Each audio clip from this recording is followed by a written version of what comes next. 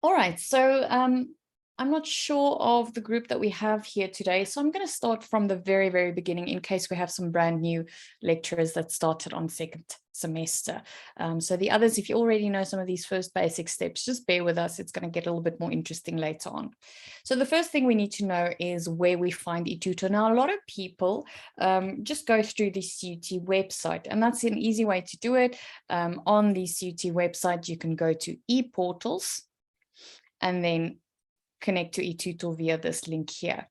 That's perfectly fine. The problem is we sometimes have is when the CUT website itself is down, people are unsure of how to reach eThuto. Now, eThuto is a separate URL, so it's not linked to the website per se. It's just a link in the website that goes to a separate URL. So you can see here at the top, if you just use this URL, which is eThuto.cut.ac.za. You can go there directly, circumventing the website entirely. So remember that for future, if you ever find the website being down. I actually like to just make this a button on my browser. So you can see that it's the first button because I use it quite a lot. You can do that as well. So that way I just quickly click my button and there I am. Okay. If you're on Chrome, you can just press Control-D on your keyboard, and that is where you'll find your bookmarks, and you just add new bookmarks. I'm not going to do it because I have one already. Okay, you'll see that on the landing page here, we have two logins. The first one is guest login, and this is where we, the e-learning staff, log in, as well as guests that we have that do not have a CUT affiliated email address. For instance, this email address at the top here, this is the student version. Yours will not have that STUD. Now, you don't have to log in on this unless you are still waiting for your CUT email address and you've been issued a temporary username, in which case you just put in the username, the password, and sign in. If you're using a CUT email address, you go to sign in with third-party account, and that's because we use Azure to go through Microsoft, and that is why you use the same password that you use for everything else. Now, I am having a little bit of trouble here. I asked Dr. Barnos to sort it out with me.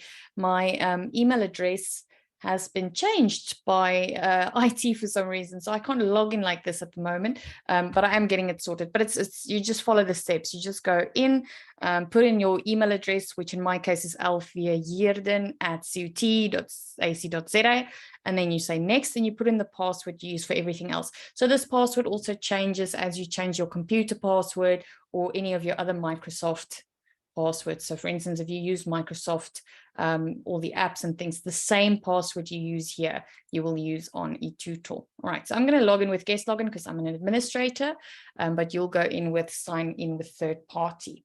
When we get in, we are always directed to the stream, the activity stream. And this is kind of like a Facebook news feed, but for eThuto. So it shows you everything that is happening on the day, what is still upcoming. And this can be anything from a discussion, which is that little icon there, a test, which is that little icon there. Here is a person. So this person doesn't have a profile picture, so I can't see them, but they've added a new journal entry in this subject SPX. Same here with this person, but they have, you can see some of these people have their own profile pictures. If we scroll down, we can see some more things. This is telling me that I need to go and mark something. Well, not me, the lecture is here. I just happen to be on the page, and so on. So you can kind of see all of these things. This is also a quick access point. So if you click on any of these, it'll take you to that item in the subject, as you can see now. So here we are in the subject, and we just quickly navigated from the activity stream. Now, often we find that students, so if I want to exit, I just exit here and I go back. We often find that students don't even know that they can access it from the courses. They say that they can't find it, and it's only because they don't have anything recent from that subject, and they've never realized that they can actually go and find it here under their courses. So if I click on that tab, here are all of my courses. Now, you won't have as many as I do, hopefully. Otherwise, you are seriously overworked. But then you can access any subject from here. What I like is the search function. So I can, for instance, put in PME, and I'll have all of the subjects that have PME in them. I can quickly get to a subject from there. Another nice thing to do is to favorite your subjects, the ones that you use often. So any subject that is not favorited, for instance, I can use this one. You just click that little star so it becomes purple. And then it will go above this line and be at the very top with all of your other favorites. And you'll see there it is now. To unfavorite, same procedure, you just click the star again and it moves back down to the rest of your subjects. You can also view your subjects in thumbnails. If you have banners on your subjects, like these two subjects, these three here, the banner will show up that you've made. If not, then they'll have these stock landscape images just to brighten up your space. So if you're more of a visual person, you can do that and you can just, you know, add them as thumbnails, but you can also have them in list form, depending on what you want. You can also see here that you have current courses and upcoming courses. Now, you won't have upcoming courses, but you do sometimes have previous courses. So if there are 2020 or 2021 subjects that you're still enrolled for, but they are closed because you know, it's the new year, they might show up here like a button like that, previous courses. So if you ever have to go back to all the subjects and you're still registered for them, you'll find a button here that says previous courses. Okay, the next one up we have is communities. The difference between a community and a course is an academic space. So there will be, you know, a grade center and your students are automatically enrolled depending on the ITS registration list. Communities are custom spaces that we build depending on what your need is. For instance, you can see here's a Welcome Student Academic Support Space. So these students are uploaded manually according to what is needed. They are not synced with any of the registration systems. This one, for instance, is the whole student community. So this is where we post wellness posters and news, you know, of the day and things like that. This is the lecture one, same kind of vibe. But there are lots of different ones. For instance, the Writing Center has their own, Wellness has their own, postgrad researchers, ECP advisors. So there's a couple of things. And if you want to have a community like this, say you have maybe a chess club or whatever the case may be, and you just want a space where you can communicate, you don't want it to be an academic space, you can contact us and we will set up one for you that you can manage for, you know, whatever activities it is that you have. So these are just basic, straightforward calendar messages, marks. You can see them all here. Marks are where students go to see the marks at the different spaces that they have. Now, you won't have anything here unless you, not sure what's going on there, unless you have, there we go. Apparently I have a mark here for something. I'm not sure even what subject that is. That's something that Vainant does. And then the students can see what they've had marked, etc. here. But you won't have any of this. But if your students ever ask you where to find their marks, it's just there on the global navigation under messages. Messages is where you find your course messages. I hate course messages because it's not done very well. We don't really use them. Most of us have WhatsApp for our groups, or we use the space in the courses, but it is available if you want. So you just go to a subject, open it up, and you can type messages back and forth. But this is why it annoys me. Like, I can see I have 3 messages, but I have to scroll through all of the subjects until I find, and I'm hoping that we find one so that I can show you how ridiculous it is. It won't be as bad for you with less subjects. Okay, I'm not finding one now, but now it will say very small, just below here, 1 message unread, and that's just stupid. So we don't really ever use the messages, but it is available if you do find it helpful. At the top here, under your name, you can change your profile, put in a profile pic. You can change any of your information. You can't change your password from here. Like I said, we're linked with Microsoft, so we don't use this password on eThuto. We use the Microsoft password. What I would recommend, though, is going to look at your notifications, especially email notifications. Switch off what you don't want. For instance, one of the ones that are on by default is new discussion messages. Now, if you use discussion messages a lot, every time someone posts in a discussion forum, you're going to get emailed about that. So you maybe want to go and check that off. So go and have a look at some of the notification settings, what you want to know about, what you don't want to know about. Push notifications, the little bell is only available if you use the Blackboard app. Although the Blackboard app I find very helpful. It's always nice to have something in your pocket that beeps at you if something important is coming up. So you can go and have a look at that as well. Oops, no, I don't want to close. Yes, close. Okay. Righty, so let's go and have a look at building courses. Now, to register your courses, you need to fill in a form and send it to eThuto@cut.ac.za. So I'm sure that you've all done that by now, but if not, just send me a quick email and I'll send you the form afterwards, and you can get your subjects registered. Once your subjects are registered, they will, okay, these ones are all custom subjects. Let me just show you what one will look like. Okay, let's do this. All right, so how subjects work is they start with a year, 2022, underscore the subject code, and then underscore B for Bloemfontein or W for Welkom. So that's how you know the difference between your subject. And then you can just click on them to access them, and they will open up in a new layover. So a layover means that it is kind of living on top of that page. So I can just exit and go back. I don't have to back this way. It's just on top. I'm going to do this now. One thing that I love the layover, I find it very helpful to quickly be able to go back and forth between things.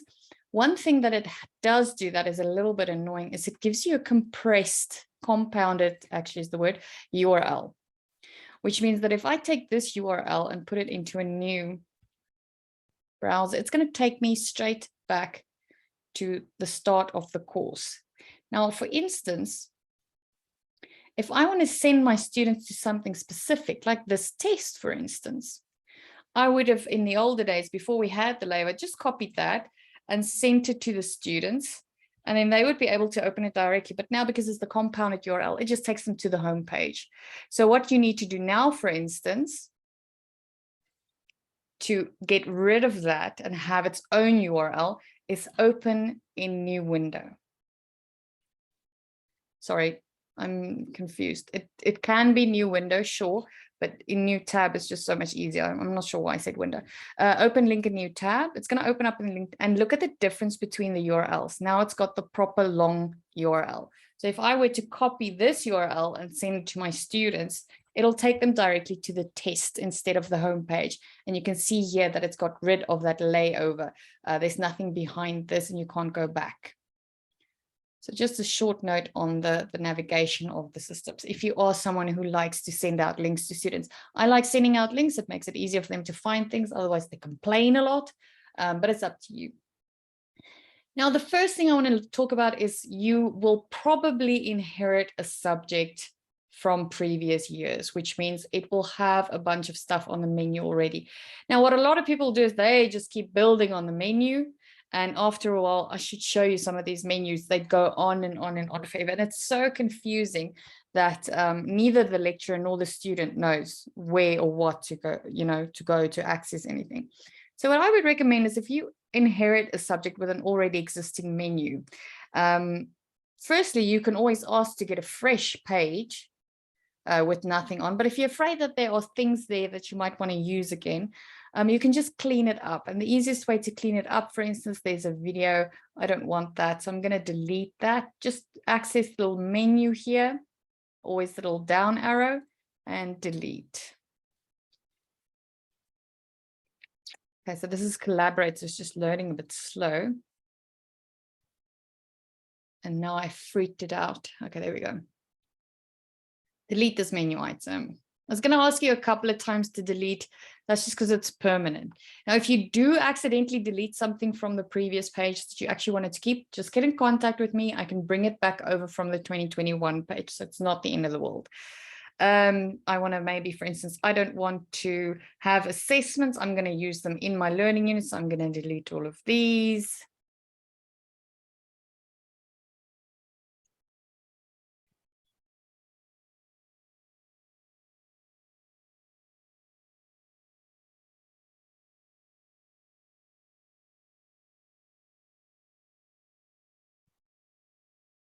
Okay, I like to keep the tools maybe.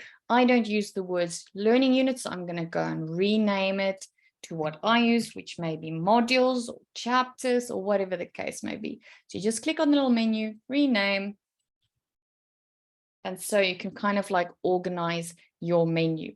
Then when you want to add new items, you can go up to this little plus, which is the add menu item button, and you have a couple of options here. So today I'm going to cover content area, tool link, subheader, and divider. You can go and have a play with module page. That is basically just your home page.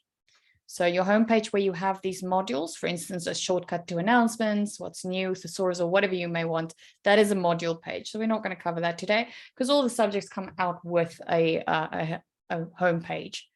A blank page is just a blank page. We can just add stuff. But tool link is important. Web link, I mean, we can put web links inside content and course links to other courses.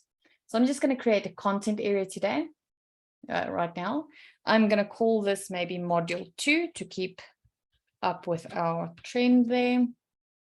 I can make it straight away available to users, or I can leave this unchecked if it's still a work in progress so that students can't see this yet. So I'm going to submit. And how we see the difference between an open content area like this one and a closed content area like this one is this icon here. So it's a little square with a diagonal line through it. And if you hover your cursor over it, you'll see that this link is hidden from students. That means that when we go up here at the top right to enter student preview mode, we won't see module 2.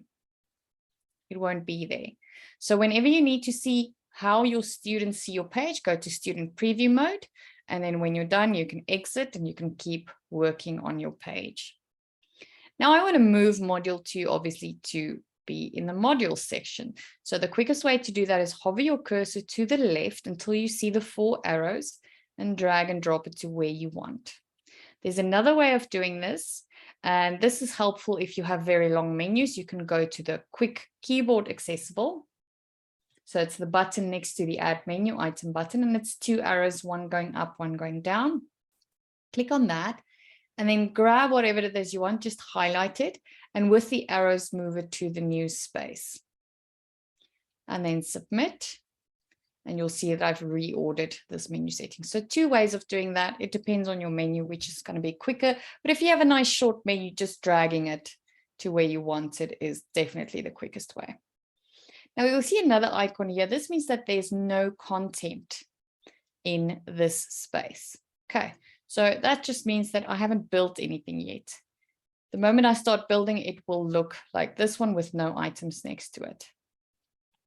So we're going to build something just now. I just want to look at some of the other content items that we can add, menu items, I apologize, we can add.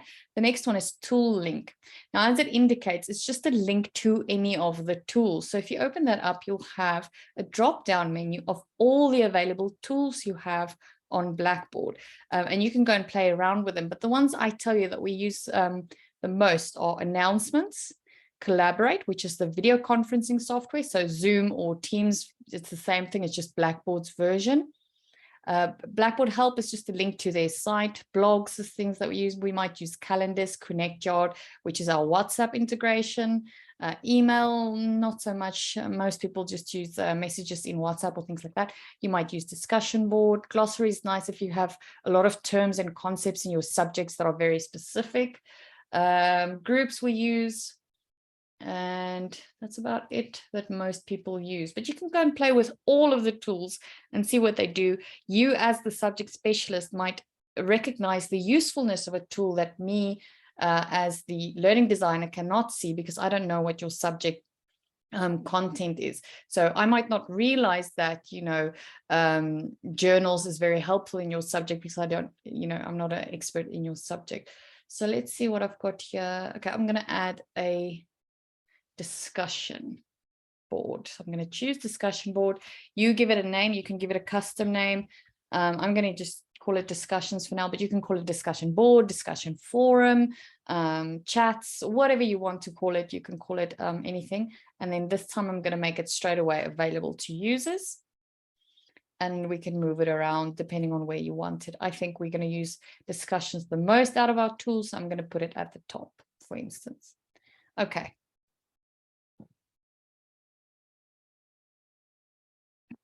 So that is a tool link. So content area is a blank space where we build the content, and content can include images, videos, text, any kind of digital content, as well as assessments, tests, assignments, surveys, discussions, anything like that.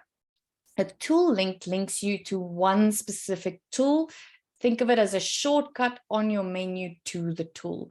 Now, remember, your students do not have access to the course management section. Anything in the control panel, they do not have. So remember when we went into student preview mode, our menu stopped under collaborate here. So your students cannot access any of the tools like you can from course tools. So if you want students to be able to go into ConnectYard or into the discussion board, you need to put it on the menu for them. Otherwise, they won't be able to get in there. Okay. The next thing up, I'm just going to quickly show you the subheaders and dividers. So these two are subheaders. And as you can see, when I hover my cursor over it, I can't click on it like I can with a content area. So when I have the little hand, it means I can click on it and I can see underneath it. Whereas with the subheaders, I cannot. They are just subheaders to organize your menu. The dividers are just the little lines and they just break off your sections into more convenient chunks. So if I make a little subheader, maybe we're going to call this anything. Let's put it down there. But now I want to put in a divider, so I'm going to add a divider and drag it over. And maybe this release is what I want to put in here. That's a release that students have to sign to acknowledge that they are doing this and this and this, or whatever the case may be. All right. So that is the menu. The idea with the menu is to make it as easy to navigate as possible, because you really don't want to frustrate your students off the get-go. If they are frustrated from the first minute they come onto your page, you're not really going to get a lot of good feedback from them, and engagement will be very, very low, trust me. So you want a nice menu that works well, that makes sense. It depends largely on your subject and the content of your subject, how you operate but this is always a good plan. Have your modules. You can have a separate section for your assessments, or you can put your assessments in the modules or learning units themselves. It depends. I'll show you some at the end, some of the menus we have. We also have some templates available that you can start off with that are already nicely organized. Okay, so let's go to homepage. Your page will have a homepage by default. If not, it's a module page. You can just open a module page and call it homepage, move it to the top, and you'll have the same thing here. Now, how a homepage works is these are customizable. So you can have your announcements or a thesaurus, maybe if you're a language practicer. There's also like a calculator, and these are all adjustable here under add course module. So for instance, say you have a subject, accounting subject, you need a calculator, you can add that, but maybe you don't need the thesaurus. So you're going to remove that, and you can go and look at all of these and add them to your homepage, or you can make them, remove them and have something very basic. It all depends on your needs. So there's the little calculator now. For the banner, you can create yourself a nice banner, something very visual and bright that really invites students in and helps them, to tell the difference between their subjects really quickly. And to do that, you just go to this home page menu here and page banner, and you upload your image. So I'm going to delete this one quickly so I can show you what that looks like. Now, this is called the content editor box, and this is probably one of the most important tools we have in Blackboard. So this is not only here in the page banner, this will be everywhere where you have a space to put in text. And you can see that this is your box for your text and images and everything. And then here are your tools. If you open up this for the first time, sometimes you only have a single row of the basic tools. But you can expand by clicking on the three dots, and then you have more tools, for instance, your multimedia and symbols and things like that. Now let's go through some of these tools. Now we want to add some text. So we just put our cursor down and we put in our text.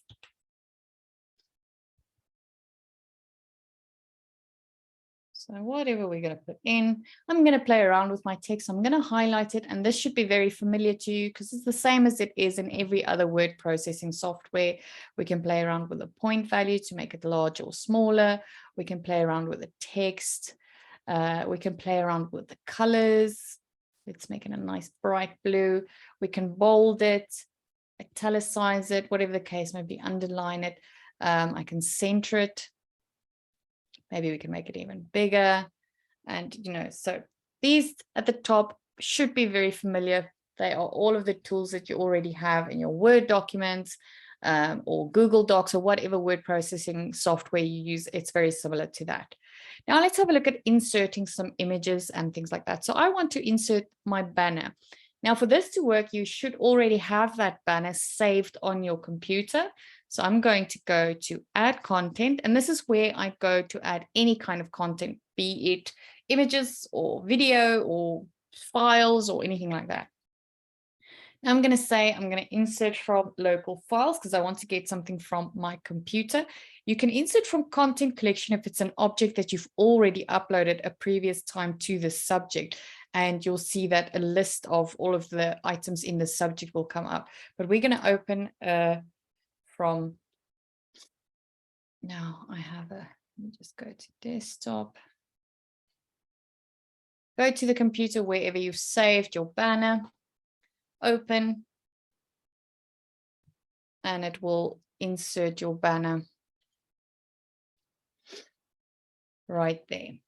Now, this image, let me just delete that one. Okay, this image works as you would in any other of your softwares. You can open, enlarge or make it smaller by just dragging the corners. Or if you want to be very, very specific, you can right click it, go to image, and maybe size it to an exact size if you want. Now we can go down and add some more text, or we can add some more items. But for now, because this is a banner, I'm just going to use it like that and submit. And then you have a nice banner on your intro page. So whenever students come into, this is the first thing they see. What I kind of like about banners, and I am a sucker for moving images, I like GIFs for banners. They are quite fun. Now, if you use GIFs from giphy.com, you're okay because they are common, Creative Commons, and they are free to use as long as you don't make money off them. So if you don't sell them as your own work, then it's fine. So this one is kind of nice. I'm going to go share, copy that link. And this is just an idea. If you're not really a moving pictures kind of person, that's fine. I just always forget to tell people that GIFs will work on a banner, and you know, it can be a lot of fun. So I'm going to highlight this and center it. And let's make it a little bit bigger. Nice. So now every time my students come in, they'll see a nice, so let's go to student preview mode. They'll see a nice working GIF that's happy and friendly, you know, and it kind of gets them in the mood to learn, hopefully. All right, so that's it for banners and homepage. Now let's go and create some content. So I'm going to show you the different kinds of content we can create. So I'm going to go into this blank space, module 2, and you'll see that I have built content, and this will be anything from all of my multimedia, like audio, images, everything in that kind of line. We can do lesson plans and things like that. You can have folders as well. If you have a lot of content, you don't want to clutter your menu so much, you can have things in separate folders. I'll show you examples of how that works in a little bit. I like to create items for almost anything, because in an item, you can add a file, audio, image, video, and web link with text all in one thing. If you want to just add a file or just add an audio clip or image or so, you can use these four, and they are one-trick ponies. They only do the one thing. But the item, content item, is nice because you can do everything in one. So it's nice way of designing it. I kind of like that. So I always go for items. Let's do that now. Whenever in Blackboard you see this little orange asterisk here at the top, this means it's a required field and you have to fill it out before it submits. If I try and submit without filling in a name, it's going to stop me and say a value must be provided for name. Okay, so that's what that orange asterisk is, and you'll see it everywhere on anything that you put up. Okay, so we're going to call this, let's call it lesson 1. And we can color code. So you can color code. So your lesson 1 will be in black, but we can make it different colors. And if you tell your student what the different colors means, it might make navigation easier, or maybe the colors mean, you know, if it's recommended or required, or maybe the colors mean what chapter it's from. Maybe these are all from chapter 3, and 3 is, you know, purple, or you can just make them different colors to make it more fun. Then we have our text box. So the content editor box, like I showed you earlier, stays the same throughout. So we're going to start with our content. Now, one thing in Blackboard that is sometimes a little bit annoying, I'm just going to open up a Word document. I'm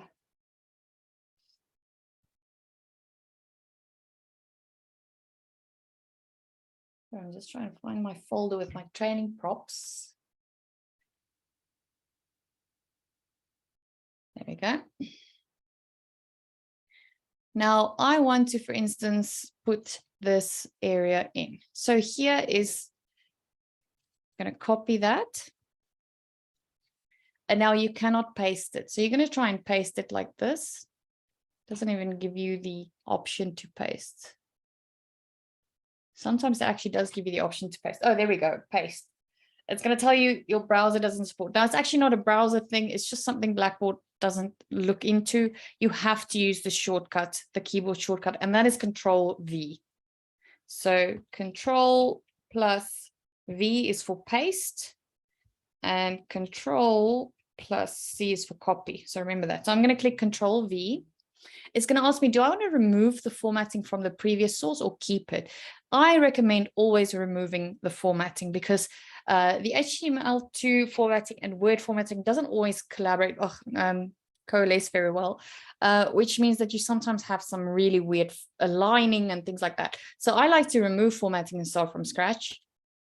But that does mean that you might have to go and recenter some things or rebold some things or things like that. Also, tables don't copy and paste very well. I normally just start them from scratch. Okay, so here is my info that I have. And I'm just going to, why is it all? Okay, it is left aligned. Let's just indent it. There we go. That looks better. I'm going to delete that.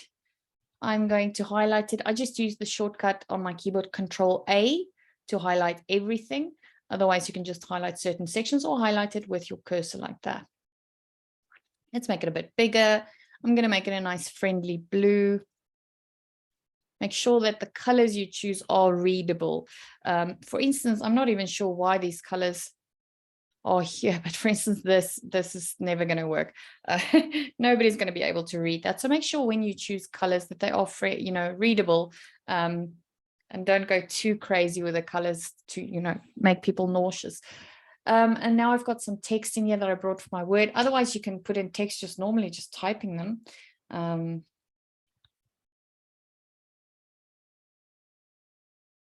so on. And so you can add your content. Okay, now we want to add maybe some images and videos. Now, a nice thing that I love about the content editor box that we didn't always used to have is you can now directly embed YouTube videos into your content editor box.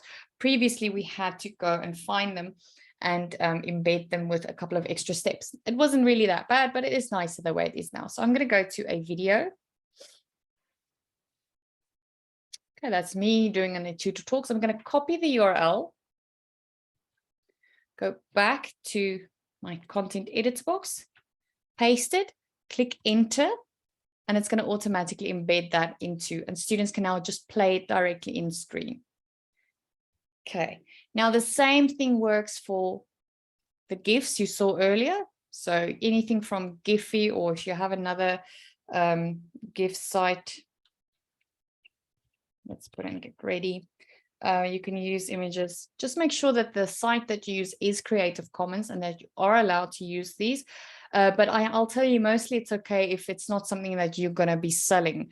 If you use someone else's image and sell them and make money off of that and take credit for it as your own work. But if you take images from Creative Commons sites, you cite that it is not your own work, that it is from somewhere, and obviously you don't sell them, you should be fine. Okay, so let's get a nice, this one little girl getting ready. I'm going to share and copy the link. Again, just paste it, enter, and it goes into the item. I can make it smaller, bigger, whatever you need to do. The same works for images, still images, but here it gets a little bit more tricky. Firstly, the copyright thing, because you need to make sure that you use images that you are allowed to use. Now, let's just use any old image here.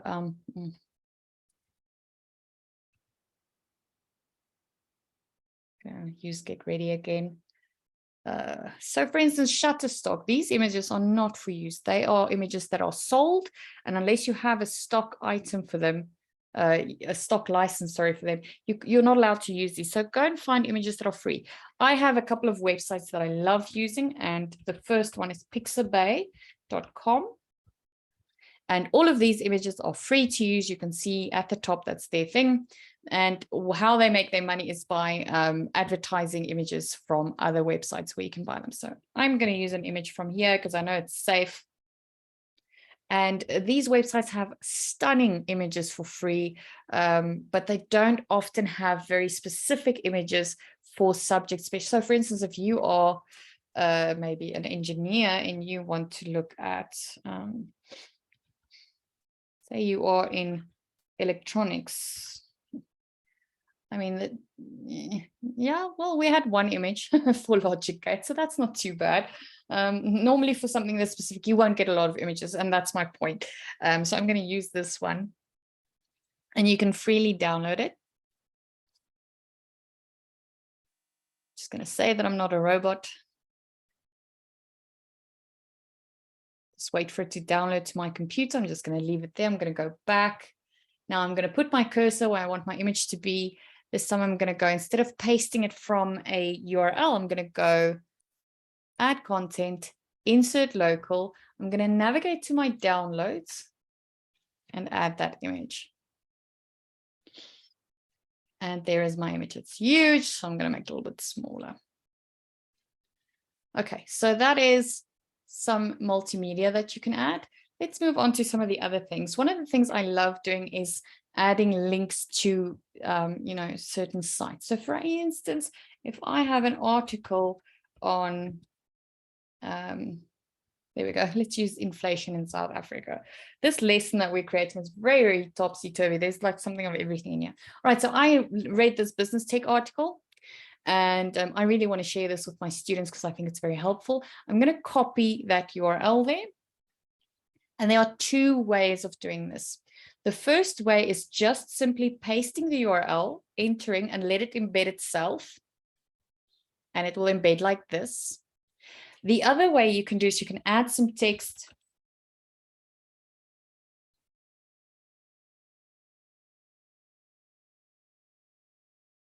Highlight the text, go up to your menu and click on your little link icon, which is that one. Paste the link here and then decide how you want it to be. It can have a title, but why I prefer this method is I can change this one to open in a new window, and I'll show you exactly why I say that when we've submitted this. Okay, so there's two ways of doing. You can also link images. So for instance, I can use that image and link that to my website. So it doesn't necessarily have to be text. Okay, all right. Now, a couple of other things that we can do is we can either add documents as attachments. So in other words, they will show up. I'm going to do both so you can see the difference. We can add them directly in the text. So let's add something in the text. So I'm going to go back to add content, insert local files, but instead of an image, I'm going to add, I'm just trying to, oh, there's a report. Let's do that. I'm going to add a Word document. And you'll see it comes up with its own little link. I'm going to add that same document as an attachment so we can see the difference. I can add as many as I want. You can add many, many attachments here, depending on what your students need down. All right, so I've created, some content now. Now I'm going to move on to some of my options. Permit users to view this. You can toggle this to know if this is still a work in progress, and you can come back and edit it and then toggle it to yes when you're ready. You can also do this via date. So if you want this to be available only from tomorrow, you can say this is going to be available from Saturday at 8. And it's going to stay available till next Monday. Midnight is fine, or something like that. I'm not going to do this now because we want to have it available immediately now, so that we can see it. But you can limit the availability according to a date section. You can also make it available from now until something. You don't need to fill out both. You can have just displayed after and leave it open for the rest of the year, or vice versa. You can track the number of views. So I'm going to say yes here, and I'll show you how to see the results of that number. And that is every student that engaged with the content is recorded, and you can see how many students engaged with your content, just to get an idea. I'm going to submit.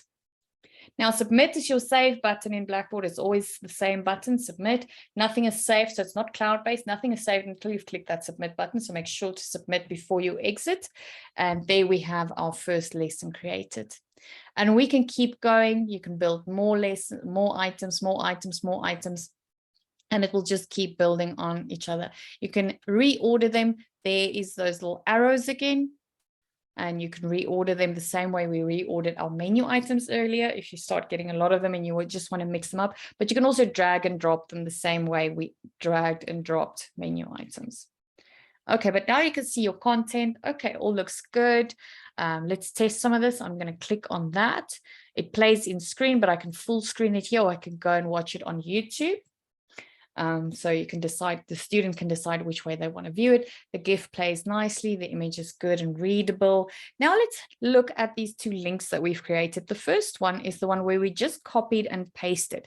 What's nice about this, it gives you a little thumbnail and it has a little bit of a text here automatically, and you don't need to. What I don't like about this method is when I click it, it doesn't navigate away from the Blackboard page. It goes directly to the article.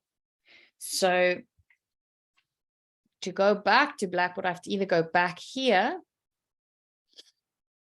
or I have to go back and log in again. And you can see it took me away from module 2. I have to go and find that again. Now, this is not necessarily a problem. It's just something I want to bring to light that that is the downside of this way.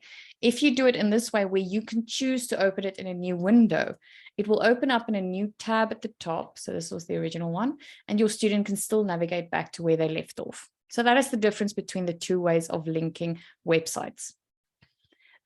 This is the Word document that we had, and this is the one that we put in text. Okay, so student clicks, and it's going to download that document to their computer, and there we go. They've got the Word document open. The other way we did this was as an attachment, and that you will see as attached files here at the top.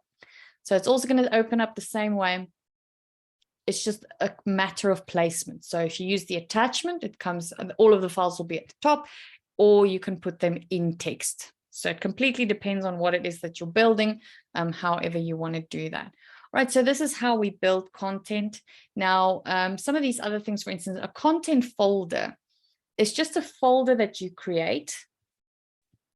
If you maybe have a lot of, let's do it this way. Let's say week 1.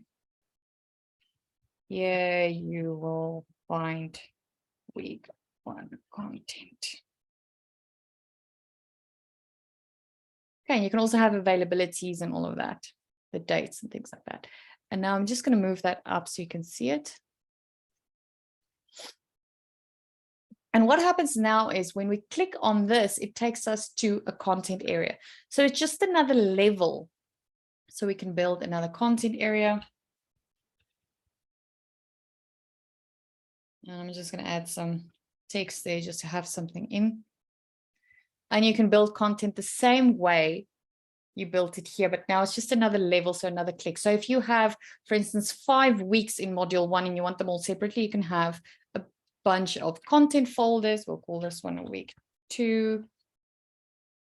Ugh, that was an accident.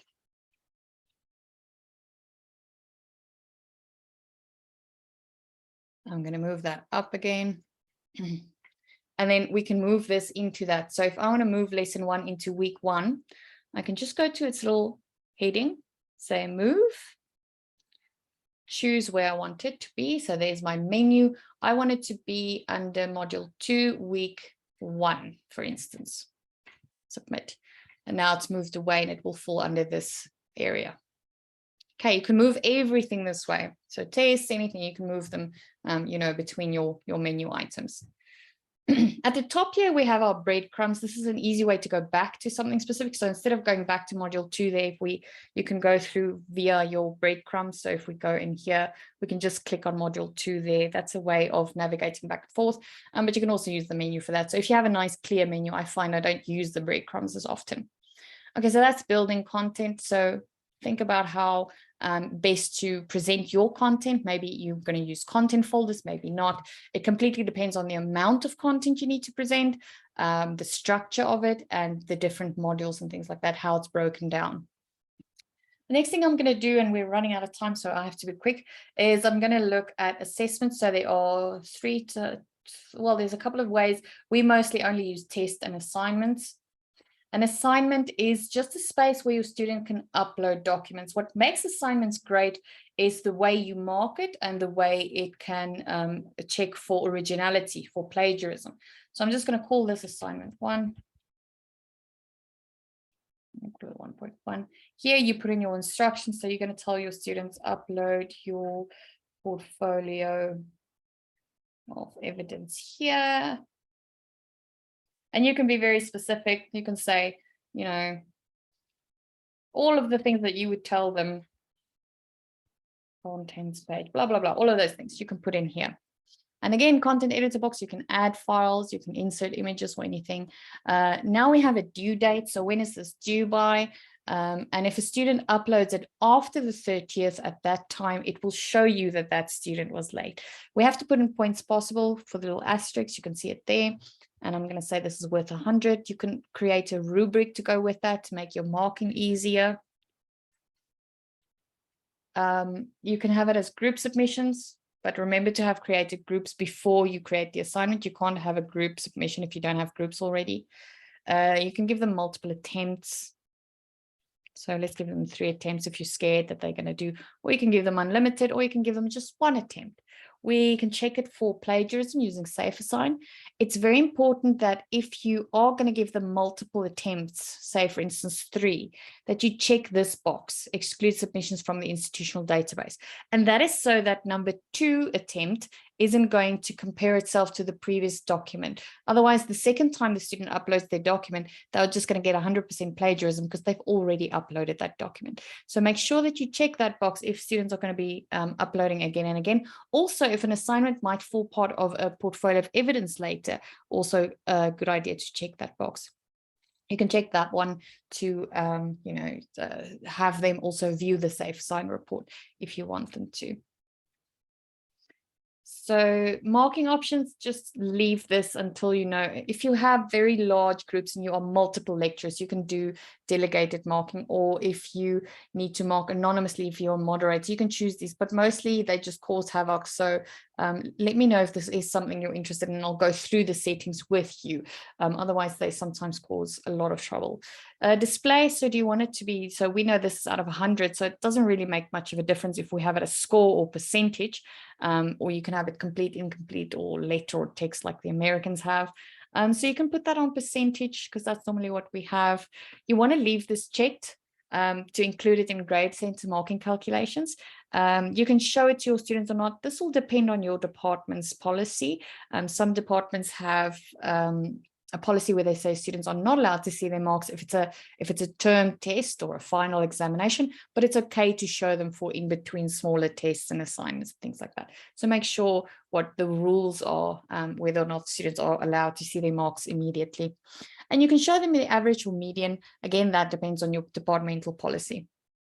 Availability, the same thing. We have the dates and we can track the number of views. So I'm going to submit that.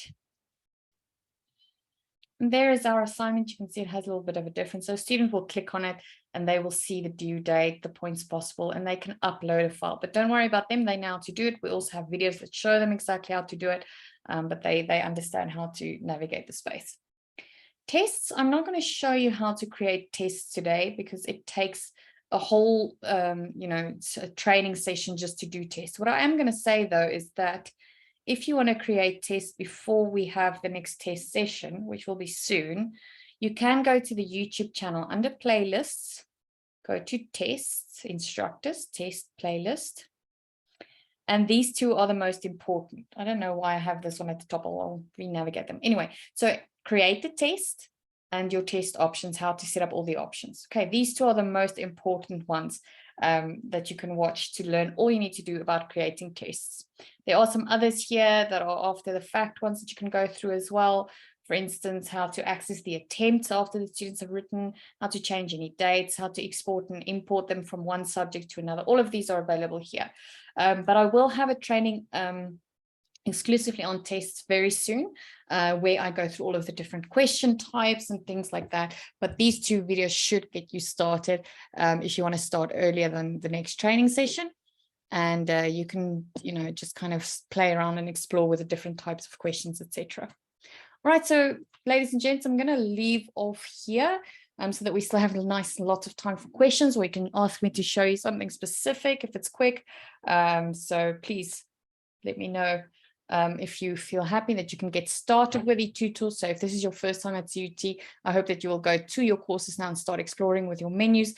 Remember, you can always email us at eLearning for any additional help or anything like that. We can have a quick Zoom and I can show you anything that you need to know or that you want to practice with.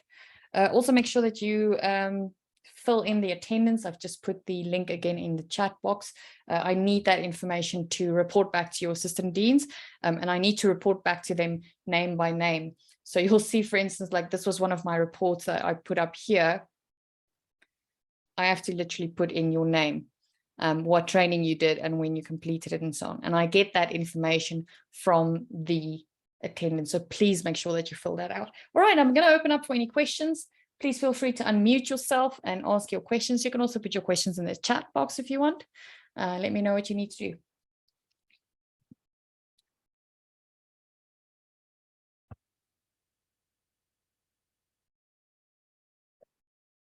I've got one hand clap from Ray. Thank you.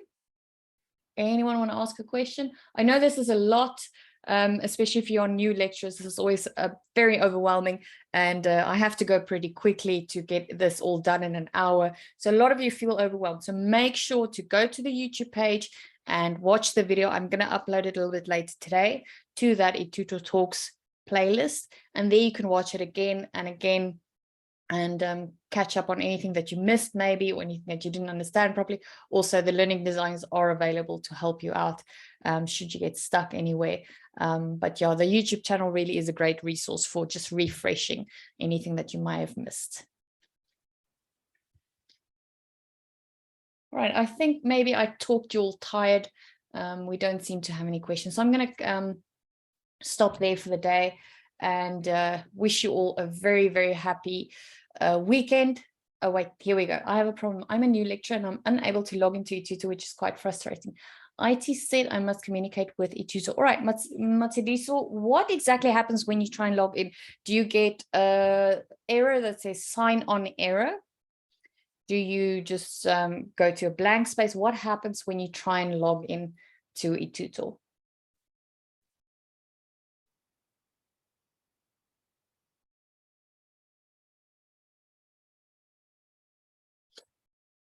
Now, what we often have, and I showed this to you earlier, is I'm going to log out, is that little sign on error that I showed you. And this is when IT creates new user names, this one, Blackboard sign on error. And sometimes they miss a spelling, or sometimes it's spelling, sometimes it's just the way it's configured, and they don't speak to each other. And that's a quick fix. So just let me know if this is what you have. Screenshots are always very helpful. So if you can send us screenshots, yes, you can send an email. I'm putting my email in the chat box for you. Let me know exactly what is going on and I'll try and help you. Okay, Raymond, do you have a question? Your hand is up. Please go ahead. Yeah, yes, ma'am. Are we going to be having these sessions on Fridays, every Friday, or are you going to let us know? Yeah, we have them every Friday. Are you on the, what do we call it, the WhatsApp group? Yes, ma'am, I am. Okay, so I put the invite out on the WhatsApp group, but I also have it sent through your assistant deans, and they make sure that it gets, distributed to all the people. So we have these every Friday, unless it's long weekend Fridays or things like that, and only in term. So if we don't do these in examinations or things when you are busy. So we only have them in normal term time and not on holidays and things like that. But yeah, mostly every week we'll have them. Okay, thank you so much. And you are welcome to recommend topics, because we do run out of ideas. So send on the WhatsApp group or anywhere, send to me if you have something specific that you want to look at. and then I'll customize the next session for whatever it is, because we sometimes don't know what you need. So we're happy to get suggestions. Okay, thanks. Okay, next hand up is Radebe P.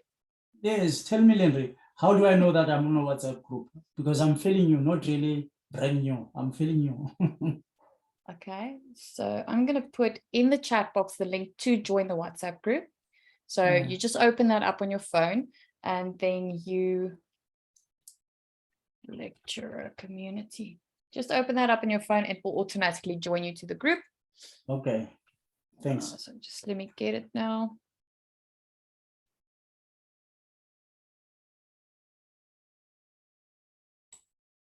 Okay, so in the chat, there it goes.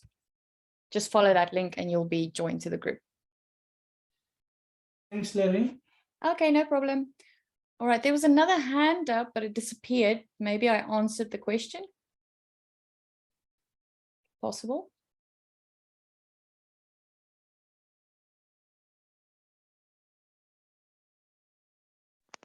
Yes, I was going to say I'm not also in the WhatsApp group, but I'm all right, so sorry. you got the link.